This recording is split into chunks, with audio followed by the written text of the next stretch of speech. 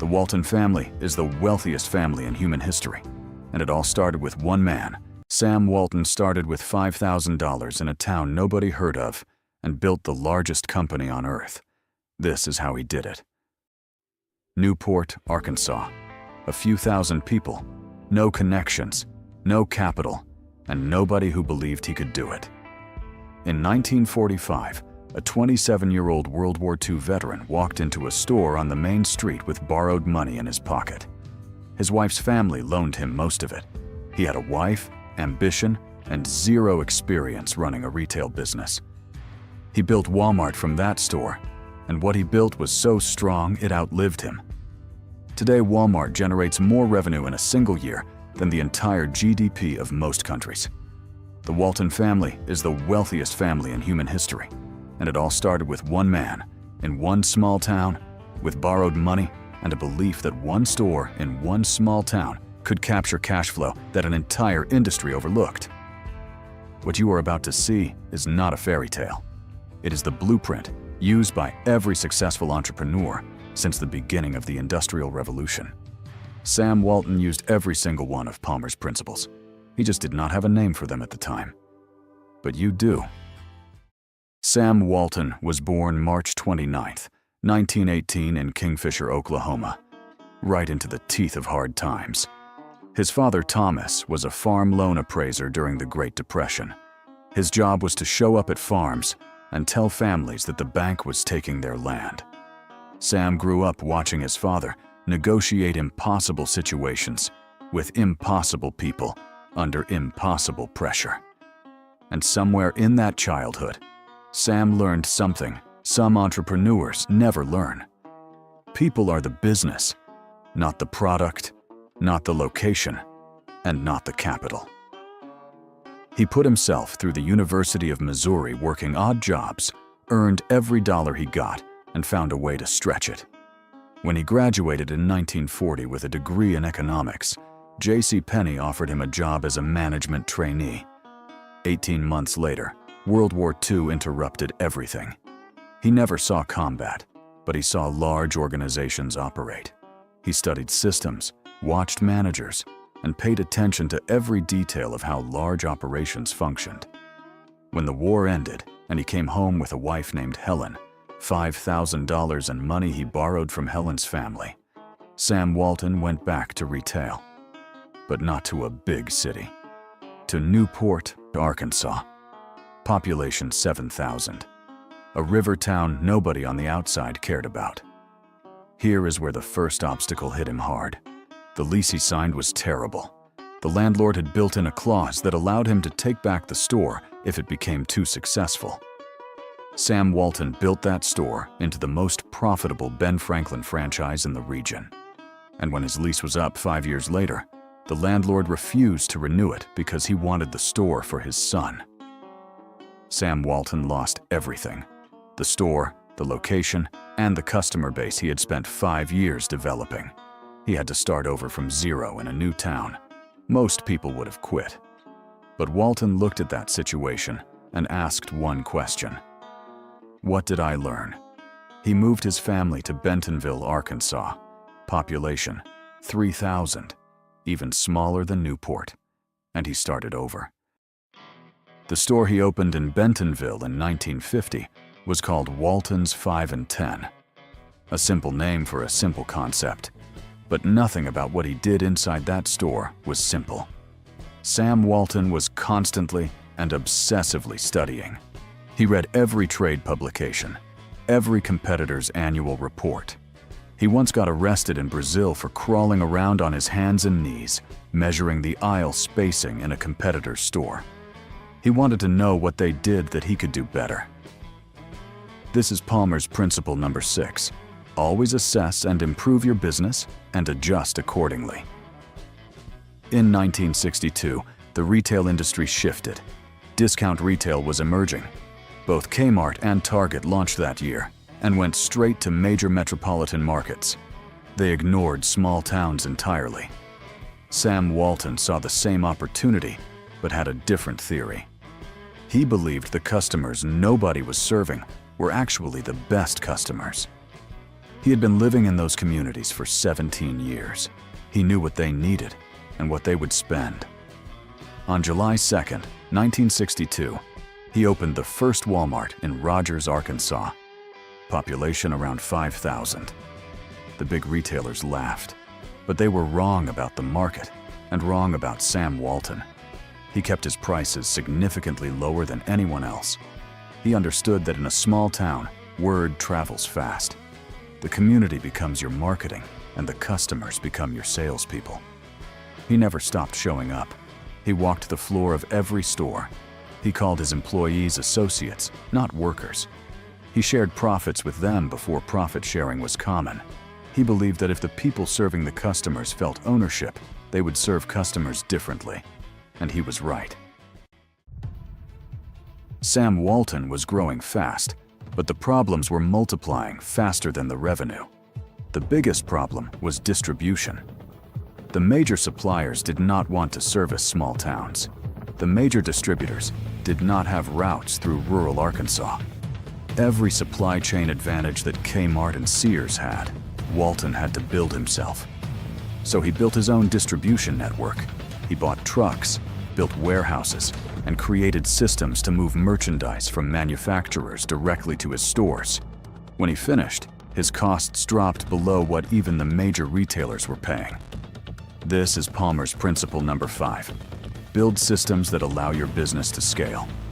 He built the network nobody thought a small-town retailer needed, and that network became the engine he used to capture cash flow that no competitor could touch. But let's talk about what was happening at home. Sam Walton was obsessed with the business and on the road, constantly. His wife Helen held the family together because she was not just a supportive spouse, she was a strategic voice. She had conditions, and one of them was that the family would not move to a big city. Bentonville was the home. The roots stayed in the community. That decision shaped Walmart more than most people know. He never lost touch with the customer because he lived among customers exactly like the ones he was serving. Then there was the money problem. Walton spent years being told no by the banks, so he negotiated, borrowed, and structured deals creatively. He gave up equity to get the capital he needed to keep moving. Sam Walton lived in that reality for almost 20 years before Walmart became a name anyone outside Arkansas recognized.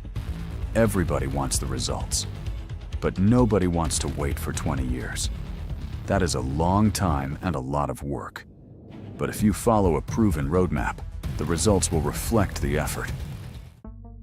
Subscribe for more videos that break down how to make, manage, and multiply more money. By 1970, Walmart had 38 stores and $44 million in sales. Still invisible to Wall Street. Sam Walton took the company public that year, not because he needed validation, but because he needed the capital to keep building. The stock offering raised $5 million. That was the fuel that accelerated everything. Here is where Sam Walton made the decision that separated Walmart from every competitor. He invested heavily in technology. This was the 1970s. Most retailers were running on gut instinct and handwritten inventory sheets. He built one of the first computerized inventory management systems in retail history and installed satellite communication systems before most companies understood what satellite communication was. He understood that information is power. If you know exactly what is selling in every store at every moment, you can move faster than your competition. These are two of Palmer's principles combined. Build the systems, then use the information those systems generate to constantly improve. By 1985, Forbes magazine named Sam Walton the richest man in America. He was worth an estimated $2.8 billion. His response was to keep his office modest and keep showing up on the floor of his stores. The richest man in America would show up unannounced at a store in rural Mississippi and spend the morning stocking shelves alongside the overnight crew. Not as a performance, but because he genuinely believed the people doing the work knew things the people in the offices did not. But growth at that speed created problems. The culture that worked in 38 stores was hard to maintain in 380. His solution was to systematize the culture. Saturday morning meetings, profit sharing for every associate, a promotion from within philosophy that told every stock clerk the path to management was open. This is Palmer's principle number 4. Business succeeds through people and connections. Sam Walton never stopped investing in the people around him, even when scale made it harder. There will never be another Sam Walton or another Walmart, but you can achieve a similar level of success if you understand how he did it and you put in the work. The same principles that built the largest retail company in history are available to you right now. It is the same blueprint at CaptureCashflow.com. Every letter of the acronym BUSINESS maps directly to actions Sam Walton took on his way from nowhere to everywhere. B. Belief. Sam Walton believed in a market nobody else believed in. He did not wait for permission or validation. He just worked. That belief gave him 17 years of learning and community trust before his biggest competitors even knew his name existed. By the time they figured out the small-town market was worth something, Sam Walton already owned it. Undertaking. Because he built disciplined habits early, he outworked and outlearned every competitor. He was in stores before sunrise, recording notes in his truck between locations, reading competitor reports at night. His undertaking gave him information, and information gave him a permanent advantage over retailers running on instinct. Service. Because Sam Walton answered the question nobody else was asking, what does this specific customer actually need? He captured a market of tens of millions that his competitors left unserved.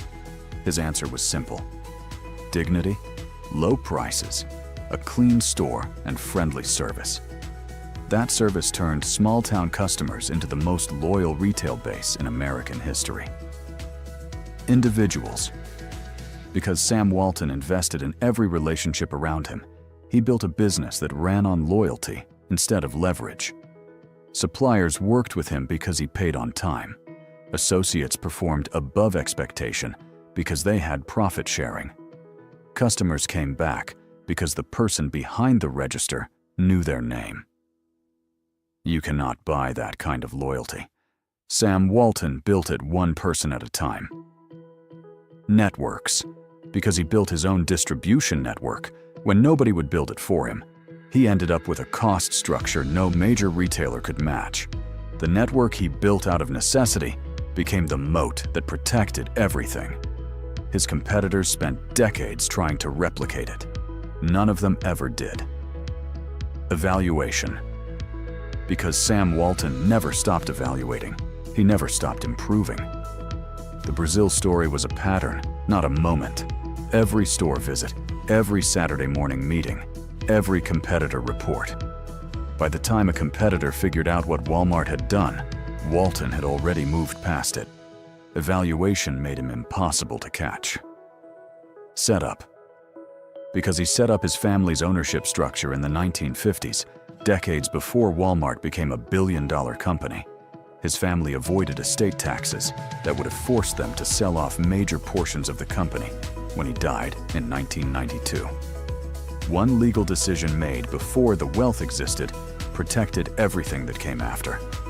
Setup is never exciting, but getting it right means everything you build actually stays yours. Shout because Sam Walton let the product do the shouting first. He built word of mouth that no advertising budget could manufacture. Every customer who saved real money told 5 people. Those 5 told 5 more.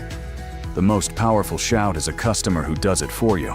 Sam Walton started with borrowed money, a bad lease, and a theory about customers that everyone around him thought was wrong. He used all 8 principles, but he did not call them Palmer's principles. He called them common sense, hard work, paying attention, serving the customer, building the system, investing in people, and a lot of other things. But Sam Walton is not the story. You are the story. Because right now, there is a market that someone is ignoring. There is a customer that the big players have written off as too small, too complicated, or too far from what they think of as a real market. There is a need that is not being met, and you have the ability to be closer to that customer than any competitor will ever be. If you know or learn to understand that community in a way that no one else does, that is your competitive advantage.